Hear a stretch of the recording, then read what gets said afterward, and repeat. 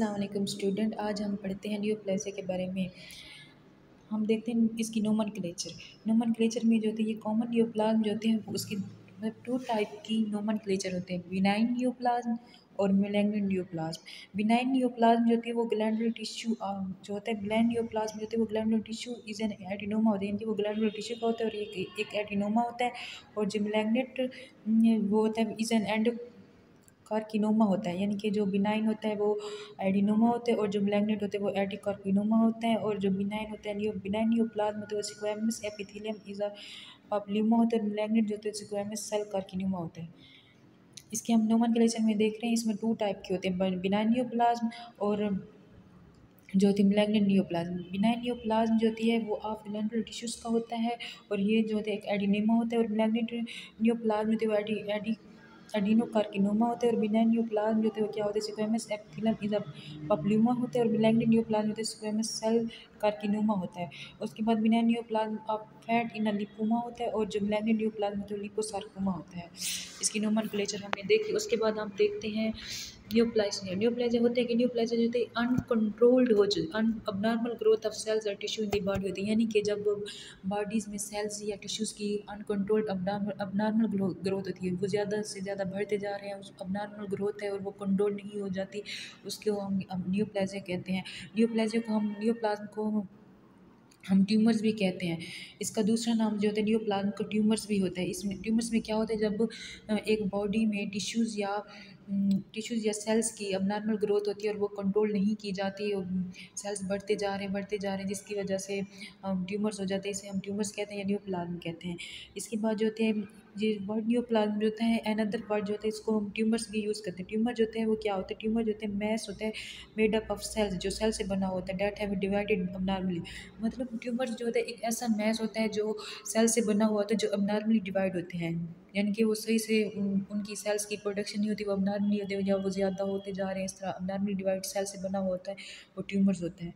उसके बाद जो हम देखते हैं न्यूप्लाज़िया, एक बार फिर से देखते हैं न्यूप्लाज़िया जिसमें अबनॉर्मल ग्रोथ हो जाती है किसकी, सेल्स की और टिश्यूज़ की, और वो अनकंट्रोल्ड हो जाते हैं बॉडी में, और इसको हम ट्यूमर्स भी कहते हैं। ट्यूमर्स जो होते हैं एक मैस होता है जो मैस से बना हुआ होता है, जो अबनॉर्मली मैस होते हैं जो अबनॉर्मल सेल से बना हुआ होता है। उसके बाद हम देखते हैं एग्जांपल, इसकी एग्जांपल में देखते हैं बिना नियोप्लाज़्म जो होते हैं वो स्किन टैग्स होते हैं।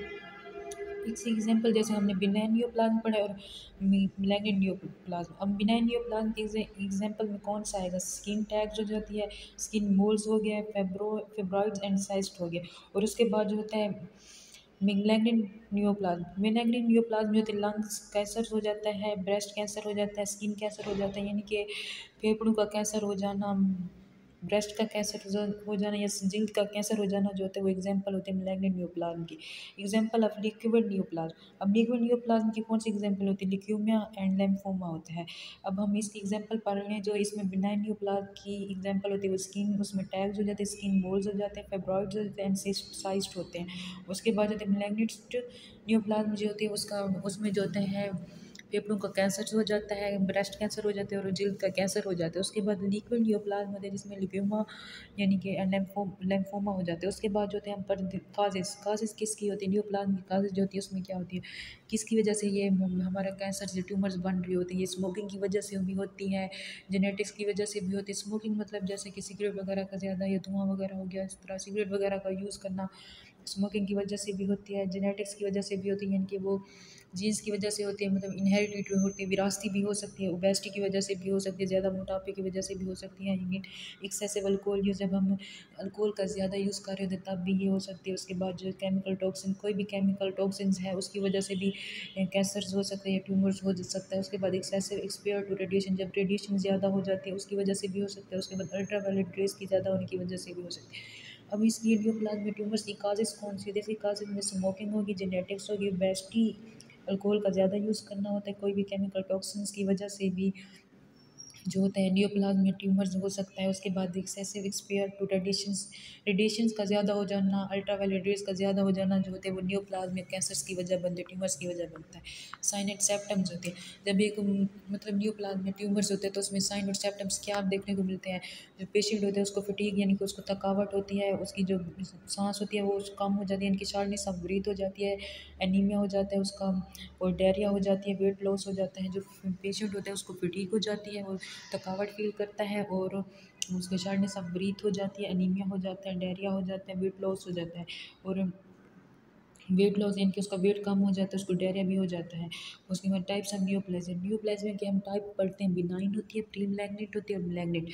बिनाइन क्या होती है, बिनाइन जो होती है ट्यूमर जो होते हैं इसमें कैंसरस नहीं होते, ऐसे ट्यूमर जो कैंसरस नहीं होते वो बिनाइन कहलाते हैं, और they do not invade near but tissue or spread to other part of the body, यानी कि जो बिनाइन होती है वो कैंसरस नहीं होते और ये इन्वेड नहीं करते बॉडी के किसी भी पार्ट या टिश्यू को इन्वेड नहीं करते। उसके बाद प्री मैलिग्नेंट, प्री मैलिग्नेंट जो होती है ये ट्यूमर्स जो होते हैं, इन दिस ट्यूमर जो होते हैं सेल जो होते हैं वो कैंसरस नहीं होते but they can potentially become malignant, लेकिन ये बाद में मैलिग्नेंट बन जाते हैं, पहले नहीं होते। उसके बाद मैलिग्नेंट क्या होते हैं, मैलिग्नेंट जो होते हैं ट्यूमर्स और कैंसरस होते हैं। इसकी टाइप्स कौन सी थी, यानी कि बिनाइन होती है, टाइप्स हमने बिनाइन होती है जिसमें क्या होता है कैंसर, बिनाइन जो होते हैं वो कैंसरस नहीं होते और इन्वेड नहीं करते बॉडी के किसी भी पार्ट पे इन्वेड नहीं करते। उसके बाद प्री मैलिग्नेंट जो होते हैं ये ट्यूमर्स होते हैं और इसमें कैंसरस नहीं होते, लेकिन बाद में ये पोटेंशियली जो होते हैं मैलिग्नेंट यानी कि कैंसरस बन जाते हैं। मैलिग्नेंट जो होते हैं मैलिग्नेंट ट्यूमर्स जो होते हैं वो कैंसरस होते हैं। उसके बाद हम देखते हैं मैलिग्नेंट ट्यूमर्स। अब मैलिग्नेंट ट्यूमर्स क्या होते हैं, मैलिग्नेंट ट्यूमर्स जो होते हैं कैंसरस सेल्स होते हैं जो इन्वेड करते हैं अदर साइड्स पे, और उसके बाद ये जो होते हैं स्प्रेड करते हैं ब्लड स्ट्रीम और द लिम्फेटिक सिस्टम से, द स्प्रेड ये ब्लड स्ट्रीम्स और लिम्फेटिक सिस्टम स्प्रेड करते हैं। ये जो इसका स्प्रेड होना होता है मेटास्टेसिस कराते हैं, और मेटास्टेसिस जो होते हैं वो जिस्म के किसी भी पार्ट में हो सकता है, एनीवेयर हो सकता है, और ये मोस्टली जो कॉमन फाउंड होते हैं, यानी कि मेटास्टेसिस जो होते हैं वो जिस्म के किसी भी पार्ट में ही हो सकता है। और ये जो मोस्ट कॉमन जो पाया जाता है वो लीवर में, लंग्स, ब्रेन एंड बोन में, यानी कि ये जिगर में पाया जाता है, फेफड़ों में, दिमाग में और हड्डियों में पाया जाता है। मैलिग्नेंट ट्यूमर्स या कैंसर कौन से होते हैं, जो मैलिग्नेंट ट्यूमर जो होते हैं इसे कैंसरस भी कहते हैं, और ये अदर साइड्स पे इन्वेड्स करते हैं और ये स्प्रेड होते हैं blood stream to lymphatic system, इस स्प्रेड जो होती है मेटास्टेसिस कहलाती है। और मेटास्टेसिस जो होती है ब्लड के बॉडी के किसी भी पार्ट में हो सकती है, किसी भी हिस्से में हो सकती है, और ये लीवर में होती है, लंग्स में होती है, ब्रेन एंड बोन में होती है। उसके बाद साइन एंड सिम्टम्स क्या होते हैं, इसकी साइन एंड सिम्टम्स भी सेम है, फटीग हो जाती है, शार्पनेस ऑफ ब्रीथ हो जाती है, एनीमिया, डायरिया, वेट लॉस। उसके बाद हम देखते हैं आगे हमारा आ रहा है मॉलिक्यूलर बेसिस ऑफ न्यूरोप्लेसिया।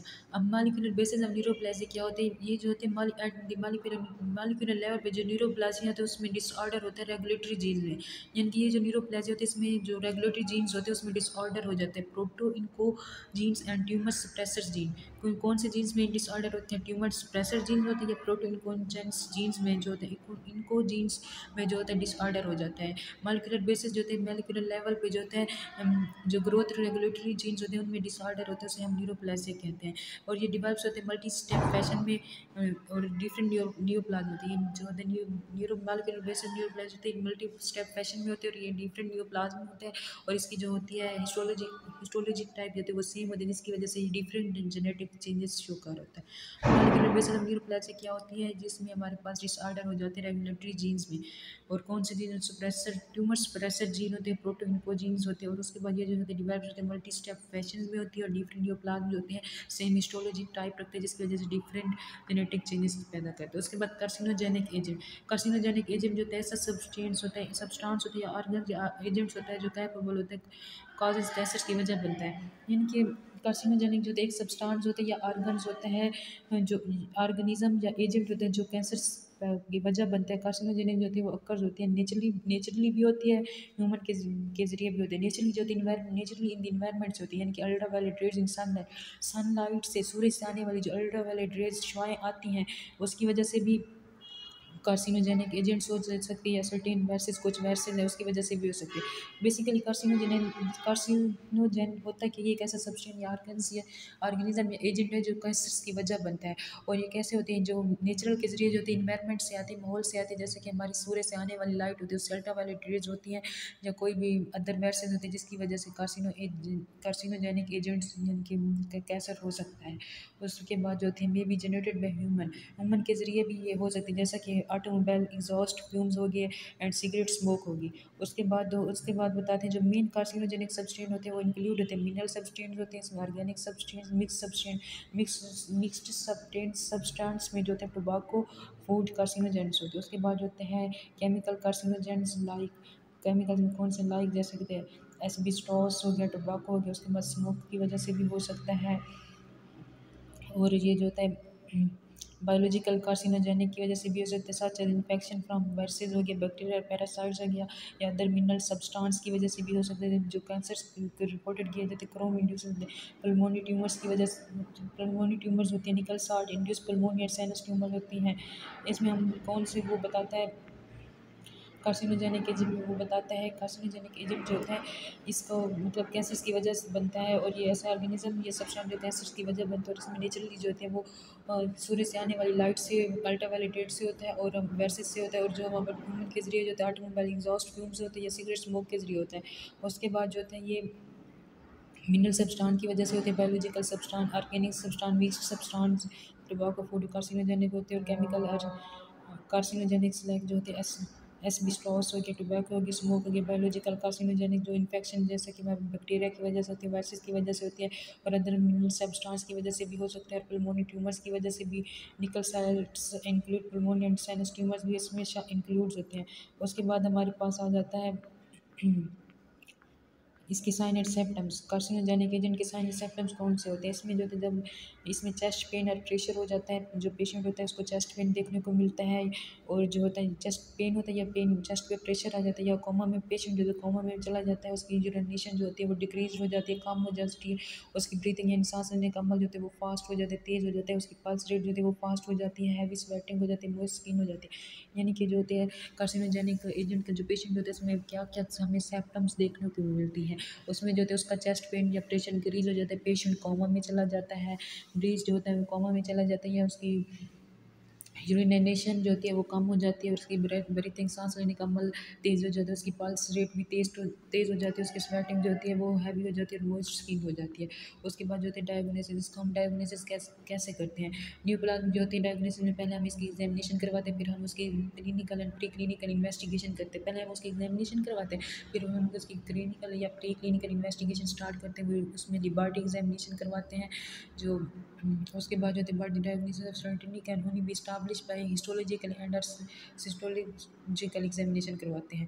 यानी कि पहले हम उसकी एग्जामिनेशन करवाते हैं उसकी डायग्नोसिस में, फिर उसके हम क्लिनिकल और पैरा क्लिनिकल इन्वेस्टिगेशन करवाते हैं, उसके लिए बायोटिक एग्जामिनेशन करवाते हैं। उसके बाद हम इसके ट्रीटमेंट देखते हैं। जो डॉक्टर जो होते हैं वो एलिमिनेट करता है ट्यूमर्स को, कैसे एलिमिनेट करते हैं? कोल्ड के जरिए और हार्ट के जरिए।